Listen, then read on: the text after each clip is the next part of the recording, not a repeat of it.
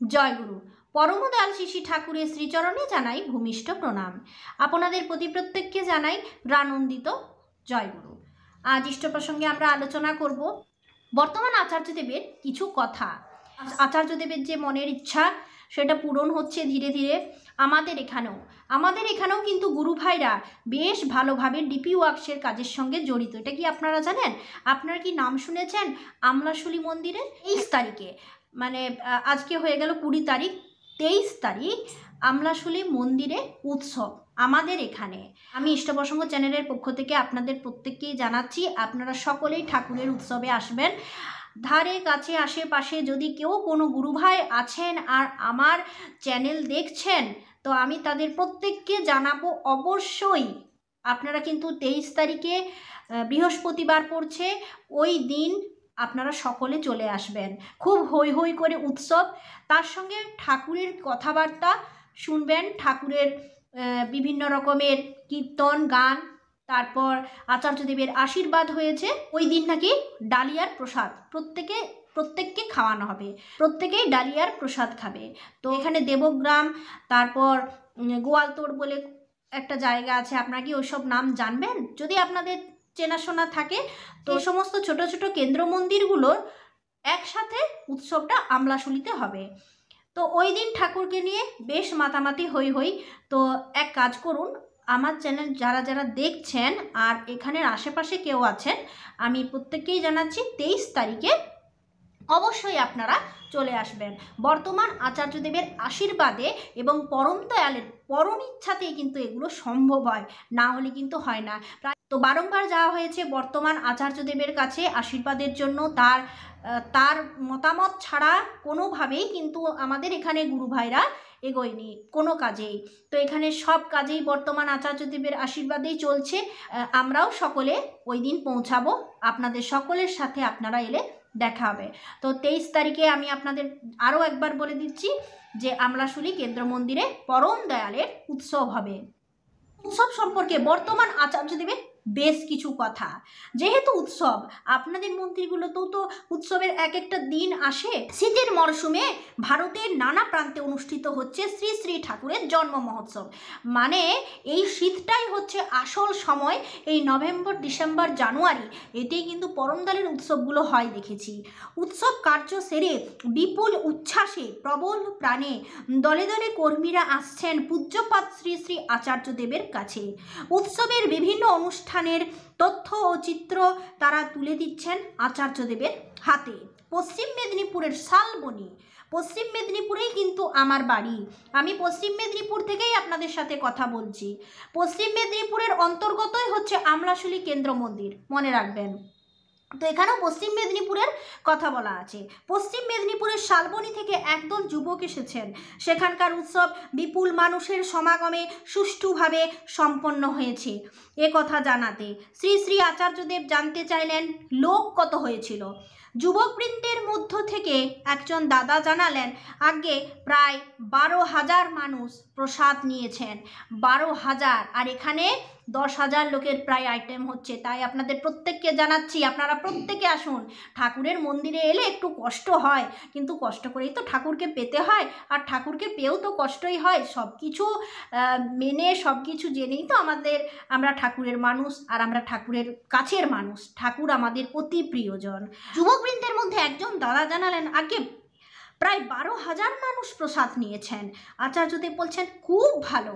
এবার উৎসবের এই যে উৎসাহ, ঠাকুরের প্রতি মানুষের এই যে প্রাবল্য ঝোঁক, এটা যেন থিনিয়ে না পড়ে।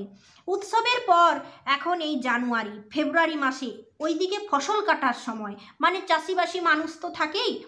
এই গ্রামগঞ্জে আমাদের এই চাষিবাসী মানুষ বেশি, খেটে খাওয়া মানুষ, কিন্তু তাদের যদি মানে চাষের কাজের সময় এই ঠাকুরের উৎসব হয়, তারা কিন্তু ঠাকুরের উৎসবে মানে ঠাকুরের কাজে মন দিতে পারবে না।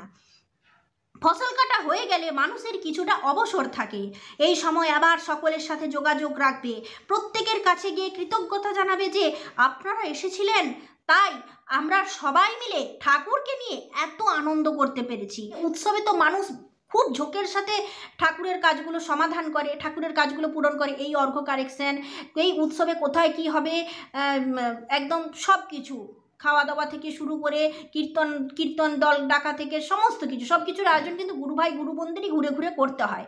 কারণ আমাদের ঠাকুর, আমাদের উৎসব, আমাদেরই তো সব কিছু, যাতে কোনোভাবে কোনো কম না পড়ে, কোনো ঘাটতি না হয়। তাই বর্তমান আচার্যদেব বলছেন যে এই ঝোঁকটা যেন কমে না যায়, এবং যখন উৎসব শেষ হয় প্রত্যেকের সঙ্গে যোগাযোগ করতে হয় এবং বলতে হয় যে তোমরা এসেছিলে বলেই ঠাকুরকে নিয়ে আমরা এত আনন্দ করতে পেরেছি। প্রত্যেকটা মানুষের দুরকম জীবনের গল্প আছে। একটা তার নিজের পরিবার পরিজন প্রিয়জনকে নিয়ে সাজানো তার পারিবারিক জীবন, আর একটা হচ্ছে তার আত্মীয় স্বজন চারপাশের লোকজনকে নিয়ে সাজানো সামাজিক জীবন। সত্যি তাই, ঠাকুর বলেছেন সুষ্ঠুভাবে বাঁচতে হলে এই দুটোকেই তোমার সুন্দর করতে হবে। তাই প্রত্যেকের কাছে যাবে, গিয়ে ঠাকুরের কথা বলবে, এইভাবে সোসাইটির সাথে মিশতে মিশতে তোমার ভেতরকার সংকোচ কমে যাবে। আমি আমাকে নিয়ে আমার কমফোর্ট জোনে আছি, এর মধ্যে থেকে গেলে আমার শরীর মনের গল্পটা পরিণত হবে না। এই জন্যই দীক্ষাপত্রের কাজের কথা বলা হয়েছে। বাইরে বেরিয়ে হাঁটলে আমাদের মনটাও যেমন ভালো থাকবে, চারপাশের মানুষগুলোর সাথে সোশ্যাল বাউন্ডিংটাও মজবুত হবে। আপনারা কি জানেন, আচার্যদেবের কাছে একজন গেছেন, তারপর গিয়ে বলছেন যে আমার যোগ্যতা অনেক, আমি পড়াশোনা করেছি, আমি বেকার, আমার চাকরি বাকরি হয়নি, আমার অবস্থা খুব শোচনীয়, আমি কি করব, খুব সমস্যা, বেকারত্বের সমস্যার কথা আপনারা সকলে জানেন। আচার্যদেবের কাছে বলছে গিয়ে, যাও তুমি ঠাকুরের কাজে বেরিয়ে পড়ো, যা হবার দেখা যাবে, আর ভালোভাবে যজন যজন ইষ্টভীতি বাড়িতে প্র্যাকটিস করো। আর ডিপি ওয়ার্কসের কাজে বেরিয়ে মানে তার জীবনটাও ঠিক, বলছে ওই ডিপি ওয়ার্কসের কাজ করতে করতে তোমার ঠাকুর ঠিক তোমাকে পথ খুঁজে দেবে। সত্যি তাই, ডিপি ওয়ার্কস যে মানে সব কিছুর সমাধান, এটা আমরা যারা এতে অংশগ্রহণ করব তারাই বুঝতে পারবো। কর্মীদের মধ্যে একজন জানালেন উৎসব ফান্ডের কিছু অর্থ উদ্বৃত্ত হয়েছে। আচার্যদেব বলছেন কোথাও কোনো খাতে কিছু কম পড়েনি তো? উপস্থিত দাদারা বলছেন আজ্ঞে না, সব সুষ্ঠুভাবে করেও আমাদের 24,000 টাকা উদ্বৃত্ত হয়েছে। আচার্যদেব বলছেন মানুষের কাছে কি উৎসবের জন্য টাকা চেয়েছিলে? ওনারা বলছেন আজ্ঞে না, আমরা সবার কাছে গিয়ে শুধু আমন্ত্রণ জানিয়েছি যে আপনার ঠাকুরের উৎসব, আপনারা সবাই মিলে আসবেন। এদিকে কোনো ডোনেশন বা কালেকশন ছাড়া এত বড় উৎসব হয়েছে দেখে ওখানকার মানুষেরা প্রশ্ন করছে কি করে এমন হলো। সত্যিই তো তাই, ঠাকুরের নামে কোনো কালেকশন নেই, কোনো অর্ঘ্য নেওয়া নেই, কিছুই নেই, তো এত বড় উৎসবটা হলো কোথা থেকে? দেওঘর থেকে কি কোনো ফান্ডিং করা হয়েছিল উৎসবের জন্য? তারা মানুষের এই স্বতঃস্ফূর্ত অংশগ্রহণে বিস্মিত হয়ে যাচ্ছেন। শ্রী আচার্যদেব কৌতুকের সাথে বললেন ওখানে ঠাকুরের জমিতে গাছ পোতা হচ্ছিল, তখন একটা বড় মোহরের কলস পাওয়া গেছে। সকলের হাস্য। যা পালা, যা যা বললাম যেমনটা তেমনটা করবি। উৎসবের দুদিনের মানুষের সাথে ঠাকুরকে নিয়ে যুক্ত থাকার যে উৎসব, সেটা হলো আসল উৎসব, আর সেটা সারা বছরের। এই কথাটা মনে রাখবে সকলে। এখন ব্যাপারখানা হচ্ছে যে আমাদের এখানে যে উৎসবটা চলছে সেই আচার্যদেবের আশীর্বাদে আর উৎসবের পরেও এই ঝোঁকটা যাতে কমে না যায়, তাই আমি আপনাদের বলছি যে আপনারা সকলে এই 23 তারিখে পরমদলে ধুমধাম উৎসবে আসুন। আপনাদের আমি প্রথমেই স্বীকার করে নিচ্ছি একটু কষ্ট হবে, সব কিছুকে নিয়েই কিন্তু আমাদের ঠাকুরও কম কষ্ট করেননি। আমরা যখন ঠাকুর বাড়ি যাই উৎসবের সময়, যে আমাদের কি সমস্যা হয় বলুন তো?